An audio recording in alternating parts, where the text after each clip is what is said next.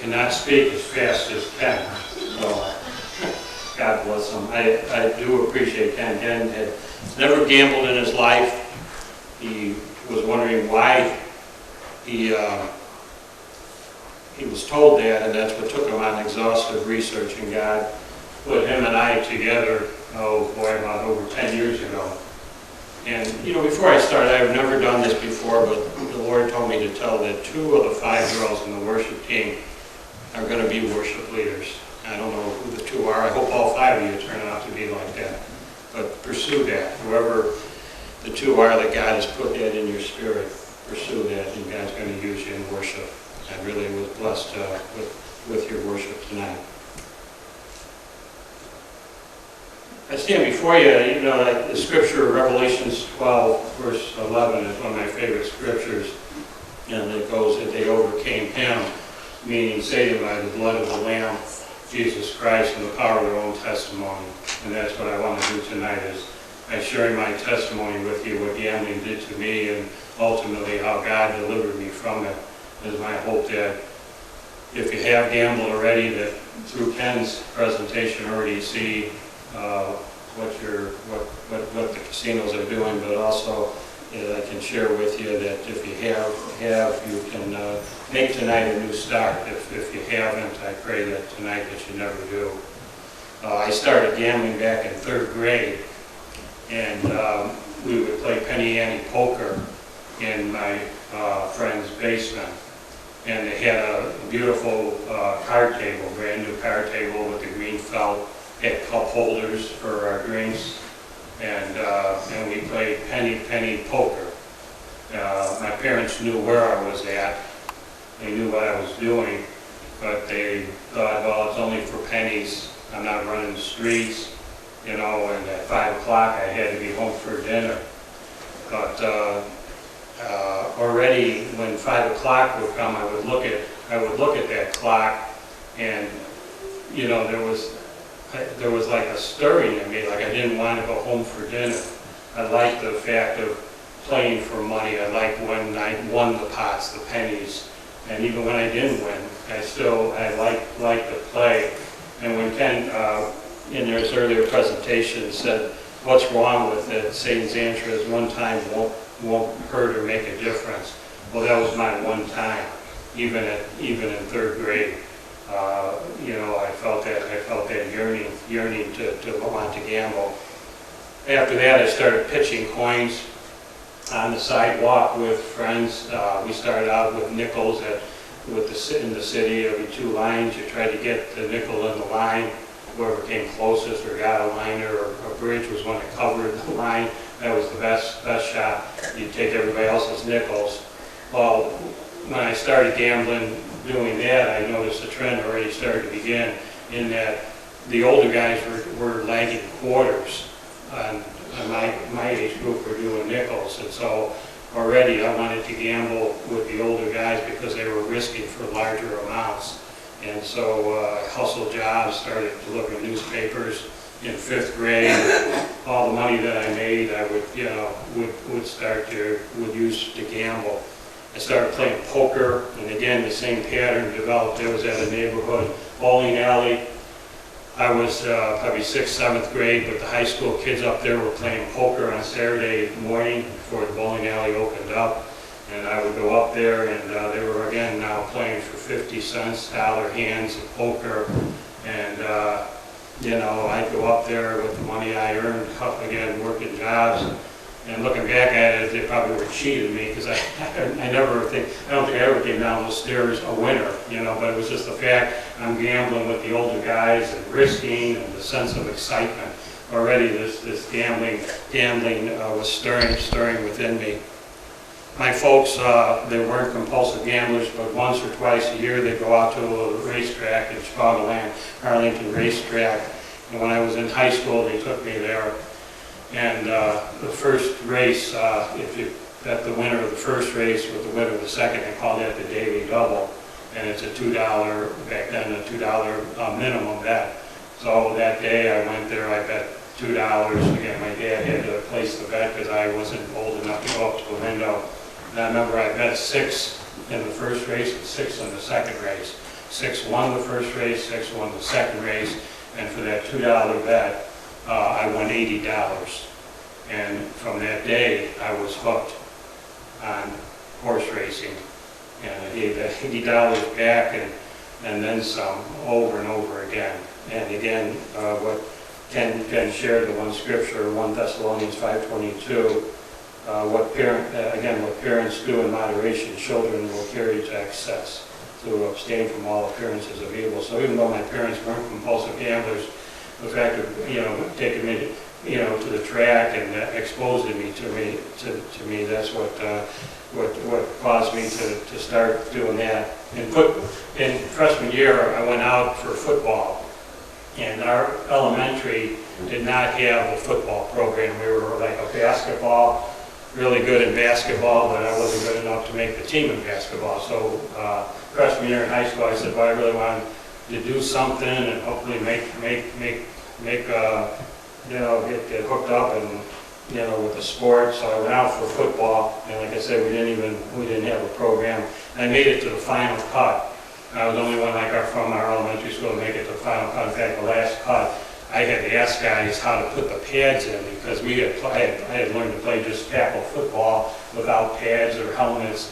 So I was asking them, where do you slot them in? They were showing me, and I went out there, and like I say, I just got cut in the last day. I really got kind of beat up too that final practice. I remember the walk home, and I felt that sense of rejection about making that team. And shortly thereafter, I was approached by somebody in high school where I could pass these gambling cards out to other students. And so they told me, if you pass out so many, you'll make so much money. If they win, they were betting on sports teams. They were called parlay cards. So I would have to meet. I went to an all-boys high school, private high school. I'd have to meet the guys in the bathroom and give them the cards. They'd fill them out and give me the money by Friday. And then if they were fortunate to win, not many people won on these things, I would have to pay them off. Well, that gave me a sense of importance, that replaced that rejection from not making a football team. But it was a private school. One day I almost got caught passing these out, which would have probably led to a suspension or possibly even an expulsion. So I got rid of those and quit doing that. I did continue then to college, and in college I started betting sports with a bookie on campus. He started taking our bets, and I had worked all summer. I had a good job. My dad got me with the city of Chicago, so I had to pay my own tuition for college.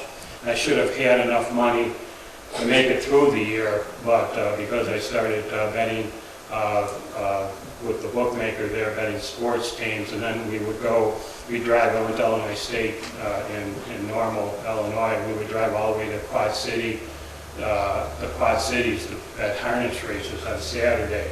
And by March of that year, I had blown all the rest of my college money, and I still had a couple months to go. And there was the beginning of me lying. Compulsive gambler takes on the spirit of lying. And so for me, it was lying to my parents. I got on the phone with them. I remember saying, college was more expensive than I thought it would be. Could you loan me some money?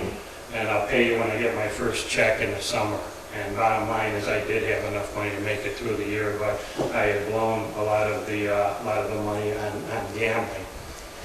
I somehow, got through college all 4 years, and that was a miracle in itself. But on graduation day, my parents had really looked forward to going to my graduation in Illinois State. It was, we were from the Chicago area. But there was a big stakes race that day at Arlington Race Course, and I was hooked on the horses. And there was this one horse I wanted to bet that day, and I wanted to go there and bet that horse. And I lied again to my parents, and I told them, I said, my other friends that she knew, I said, none of their parents are going down for graduation. We're all getting our diplomas just mailed to us. My parents, I remember my mom saying, well, boy, why don't we go? We'd love to see the ceremony and everything. And I said, well, I don't want to be the only one going. And And I ended up, going out to the racetrack, and I remember even that course didn't win. I lost my money that day. And if there's one thing I really regret looking back that I didn't afford that day to my parents, missing that graduation.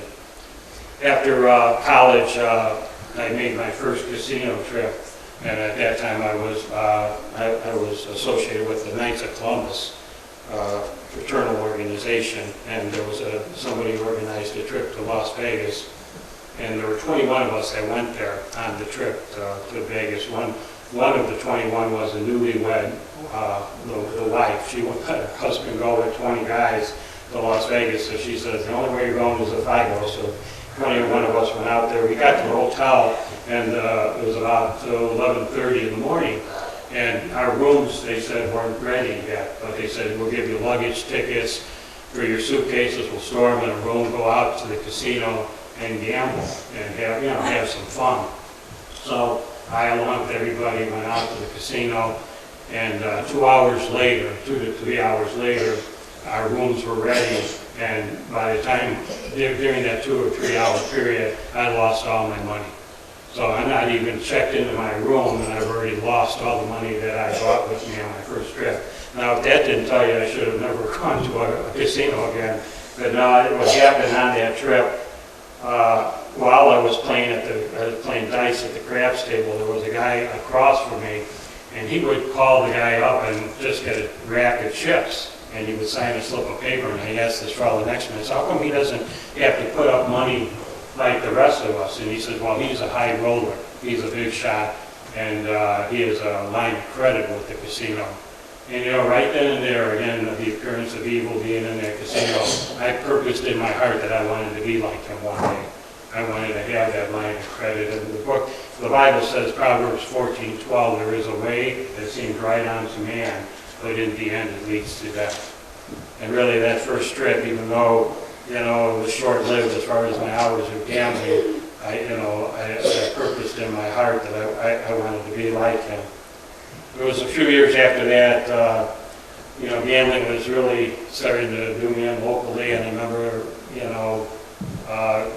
I worked at a job, I had a good sales job, Fortune 500 company, I had a company car, but I was, gambling at the racetrack. Every time I get my check, I owed people money, and I remember going to an Army recruitment office and figuring, well, maybe I can just escape, and get out of the area, and just to get a new start. And I remember going in there, and they said, well, you got a college education, we can make you an officer. And they put the paperwork in front of me, and they said, all you got to do is sign here. And I had a pen in hand, but I said, let me think about it tonight. And that night I went to my dad, and it was the first time I really opened up to him about the problems I was having with gambling. He told me he had served in World War II for 5 years. He said, kid, if you think you're going to escape gambling by going to the military, you're crazy. Because there's more poker playing and gambling there. You'll end up losing your check and owing other soldiers money. He says, what you need to do is just stop gambling, use willpower, and find yourself a nice gal. Well, I did the latter. I found a nice gal, and it's my wife, who I've been married to for 33 years. But I could not use willpower. The willpower wasn't going to stop the gambling. That part of it wasn't going to work. And so like I said, I met my then girlfriend, my wife today, and we dated for 6 years, on again, off again. When the gambling got bad, I would tell her, get away from me, find somebody else. But then I'd get a win, and then I'd call back on the phone and say, I'm sorry, let's get back together again. So it was just a tumultuous type relationship. At the age of 26, I had an opportunity to get in business with a couple other guys in a business out in California. So I quit the job I had with the sales company in Illinois, and went out to get in business with these two other fellas. I was still dating Pat, I'll call her my wife instead of girlfriend then, and we had a long distance relationship. We went out there and made the best we could out of the business, and myself and my other partner, he too was a compulsive gambler, and he liked to drink. We were doing drugs at the time. We were, when we could get our hands on cocaine, we would get cocaine. We were really drinking pretty heavily on the weekends, but we made a pact that we would not gamble until the business succeeded. Once the money started rolling in, we knew the casinos were just a few hours away at Lake Tahoe, and we could always go to Las Vegas. So for the first year, we really worked hard and made something of the business, but we were still, like I say, doing drugs and drinking, and those are carriers you have. You do one addiction, it seems like another one pops up and another one.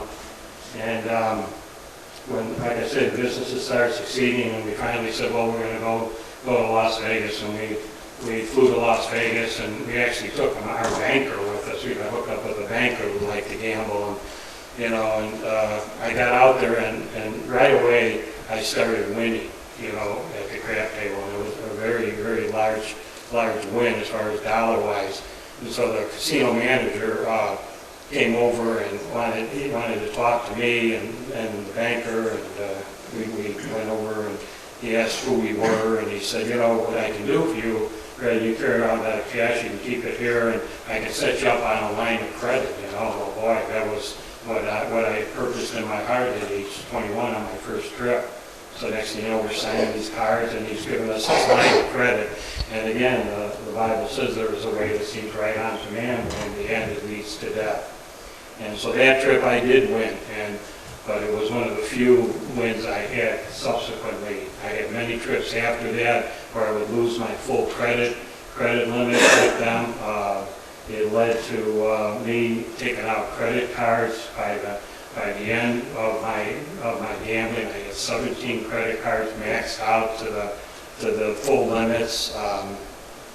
My wife, my girlfriend Pat, gave me an ultimatum, and while we were out there, she said, I can't keep going on like this. You're either gonna, get serious and get married, or I gotta move on with my life. And I knew she was the best thing for me, but the problem was I was so sick, I didn't want to lose her. And so I said, well, fly out here, and and I asked her to marry me, and we ended up getting married back in Chicago. We had a large wedding. We had like about 425 people at the wedding, and even though we paid for the wedding, there was money left over with the gifts that we received. And I promised her, she didn't want to go to any kind of gambling place on the honeymoon, so we were going to Hawaii, and that was one of the two places that Penn mentioned that didn't have any gambling. And I got out there, and after Pat went to sleep, I would go out, and I couldn't find a poker game. I was getting a little stir crazy. And through a set of circumstances, I shifted the honeymoon 2 days short, and we flew to Las Vegas for the last 2 days of our honeymoon. And one night while she was sleeping, the night before we were to go back, I lost all of our wedding money gambling. I knew I needed $15 to get back to the airport, and that morning I woke up, I had $25 left. And I said, you can't gamble this, but I woke up and I figured, let's gamble just $10, maybe I can make something of it. I mean, it's crazy, sick thinking, but to make a long story short, I gambled everything but $5. Now picture this, it's August, Las Vegas, it's over 100 degrees. We get into a cab, I'm in the cab where I'm watching the meter, and it's $4, $4.50. When it hit $4.90, I told the cab driver, it was a lady cab driver, pull over, and she says, what's wrong? I said, that's all the money I have. I said, drop us off here. We're in the middle of the desert, literally out there.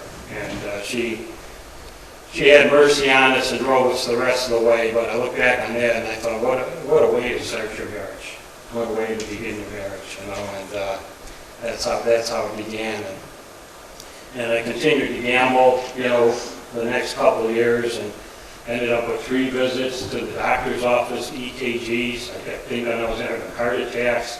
The doctor would even say to me, Jerry, do you have any stress in your life? And I couldn't even be honest with my doctor. I said, oh, no, doc, everything's fine, In the meantime, we get all these judgments and, pink slips in the, mailbox, which I knew weren't good news. And, so I couldn't even be honest with my doctor. And finally, my bottom came when I ran out of sources with the credit cards. Like I said, I maxed them out. had no more family or friends to call for money, and I heard about through my barber about the mafia, that I could get a loan from him. And the mafia, for those that don't know who they are, they're really not nice people. You know, you really don't want to get involved with them. But I was so desperate, I said, you know, I need money, and so I met with them, and I took a loan out with them. And the understanding was, you know, I had to, each week I had to pay the interest, not even what I borrowed. You know, there was a certain amount. And so I was, again, lied to my wife then and told her I was going to business in LA. We had opened up a second operation in Los Angeles. Instead, I was going to Las Vegas. And my barber, who introduced me to him, he too was a compulsive gambler. I asked him, I said, I'm going to, I leveled with him and told him I was going to Vegas. I gave him my payment. I said, would you give it to him? And with that, he said he would. And so I went out to Las Vegas, and I called home later that night after losing all my money, pretending like I was in Los Angeles, but I was in my hotel room in Las Vegas, called my wife, and it turns out that this fellow from the mafia had come over to our house. And at that time, my son Brian was just 3 months old, and he knew about us having an infant son. They know everything about you, really, when you get hooked up with them. And he represented himself as someone from the business, and he asked my wife if he could see my son. And so my wife didn't say anything else. She went to the nursery, brought him to the screen door, and he left a message. He said, when you talk to your husband back, he says, tell him that your son Brian has a beautifully shaved head. And so when I called home from the hotel room in Las Vegas, and Pat gave me that message, I knew then that he was sending a direct message that, you know, unless I get that payment to him or get his money to him on time, that we were now, you know, my family was being threatened. And so that was, I mean, I just froze in that room. I told my wife I have to get off the phone. I remember coming home on that plane, just, you know, and I was so depressed. I was flying under an assumed name back then. They didn't have the security you have today. So I picked some name. He was actually the governor, or past governor of Illinois. I was flying under his name. But I mean, I was so depressed, I was sitting back there, so the best thing that could happen is if they just crashed the plane. Because I didn't want to face getting off the plane and everything that was in front of me. But I did, and I came home, and then that week, I went to the racetrack one more time, a local racetrack, scraped up some money, and thought I could hit a trifecta to get a big win, but I didn't. Lost all my money. I got in the car that day, and I sat in there, and I couldn't even turn the car over, and I uttered 8 words that changed my life. I said, God, I am so sick, please help me. And you know, in that parking lot, I didn't even know if God could even hear me. You know, with all the things I did to support my gambling, all the, you know, things I did to get money with which to gamble, and the way my life was going, I couldn't even fathom a God that could love me. But he heard my cry. He delivered me to then 2 or 3 days later to Gamblers Anonymous meeting there in the Bay Area. I met a man, he wasn't a Christian, but he was a fellow who had 2 years free of gambling. And he too owed the casinos money, and he owed the bookmakers, and he spent about an hour and a half to 2 hours of his time with me and gave of himself.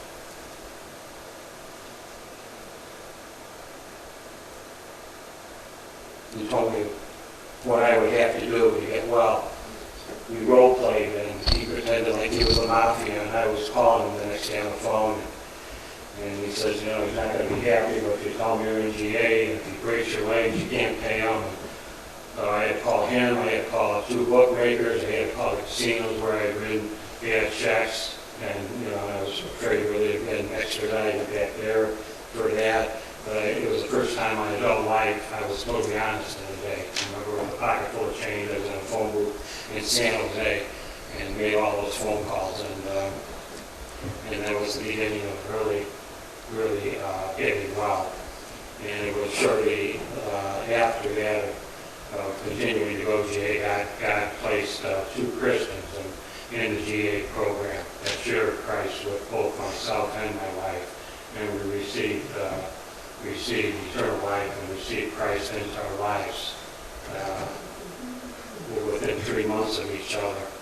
And that was 30 years ago that I've been set free now from gambling by the grace of God.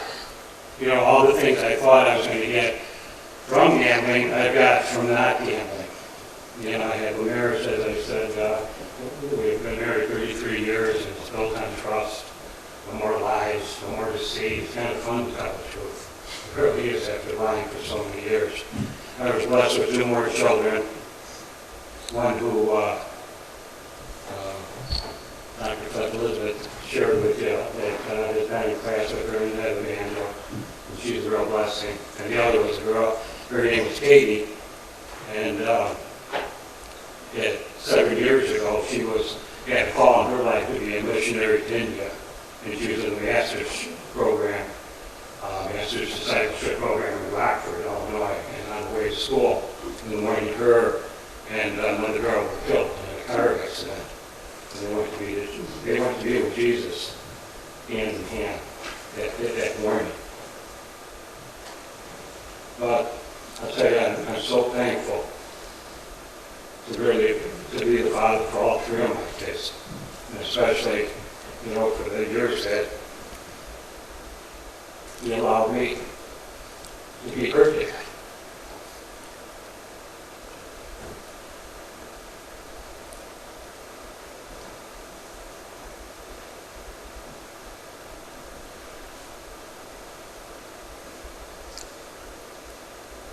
It's my hope and prayer that I want to be really hooked on gambling. You just walk away. If you got peer pressure, then, you know, when you become of age, and I say, oh, the casino, just close by, they're offering a free meal. You got to get, if you like bet sports, like I used to, I still get crazy stuff like this in the mail.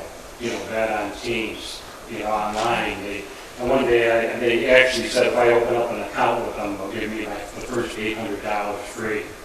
You know, well, for me, $800 would last not too long, and I'd be right back in the soup. But if you're going to get stuff like this in the mail, my suggestion is just rip them up. Just rip them up and toss them out.